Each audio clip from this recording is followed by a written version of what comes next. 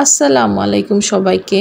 আজকে আমি আপনাদের মাঝে নিয়ে আসছি সুন্দর নতুন একটা রেসিপি। মানে এই একটা রেসিপি দিয়ে আপনার ফ্যামিলির 5 থেকে 10 জন সদস্য মানে অনায়াসে খাবার খেয়ে কমপ্লিট করে ফেলতে পারবে, জাস্ট মাত্র 2 পিস মাংস দিয়ে। তো দেখতেই থাকেন কিভাবে আমি রেসিপিটা করছি।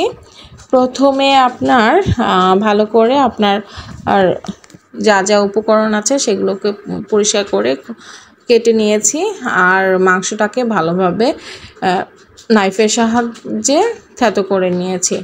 এখন আপনার সরিষার তেল দিয়ে সবগুলো উপকরণ দিয়ে একসাথে কড়াইতে করে আপনার ভালোভাবে ভেজে নিচ্ছি। তো দেখলেই আপনারা বুঝতে পারবেন।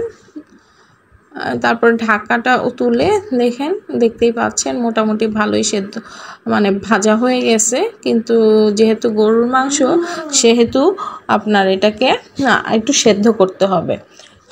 তো সেদ্ধ করার জন্য আপনার একটু তো পানি অ্যাড করতেই হবে। তো আমি পরিমাণ মতো এদিকে লবণ, হলুদ, জিরা ফাঁকি দিয়ে নিয়েছি।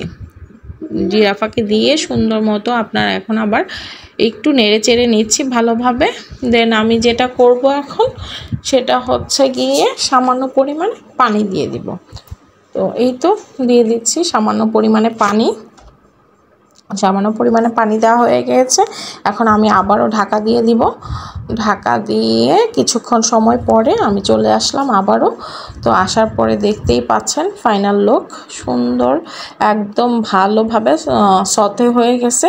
সব ধরনের মশলাপাতিগুলো সতে হয়ে গেছে এবং বাকি যে মাংসটা ছিল মাংসটাও সুন্দরভাবে আপনার মানে সেদ্ধ হয়ে গেছে, কাঁচা মাংসটা। তো যাই হোক, এখন আমি যেটা দিয়েছি আবার কালো জিরা তো খুবই উপকারী শরীরের জন্য, আর এক ধরনের ওষুধও বলা চলে।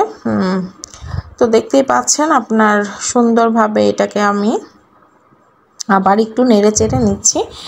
দেন আমি এখন চাইলে পাটায় পিষে নিতে পারতাম, বাট আমি পাটায় পিষে নেব না, আমি ব্লেন্ডার জারে করে সুন্দরভাবে ব্লেন্ড করে জাস্ট সার্ভ করব। আর খেতে কিন্তু খুবই মজা ছিল। আপনারা বাসায় এভাবে ভর্তাটা করে ট্রাই করবেন, দেখবেন যে খুবই মজা। আপনার এই মাংসের ভর্তাটা আমি এই প্রথমই খেয়েছি, কিন্তু আমার কাছে অনেক মজা লেগেছে। আর বেশ কিছুদিন যাবৎ প্রচণ্ড বৃষ্টি যাচ্ছে। আপনাদের এদিকে কি অবস্থা বৃষ্টির সেটা আমাকে জানাবেন। আর আমাদের এখানে তো দেখতেই পাচ্ছেন প্রচণ্ড বৃষ্টিতে একদম আপনার পানিতে থই থই হয়ে গেছে চতুর্দিক। তো আজ এই পর্যন্তই, ভালো থাকবেন, আল্লাহ হাফেজ।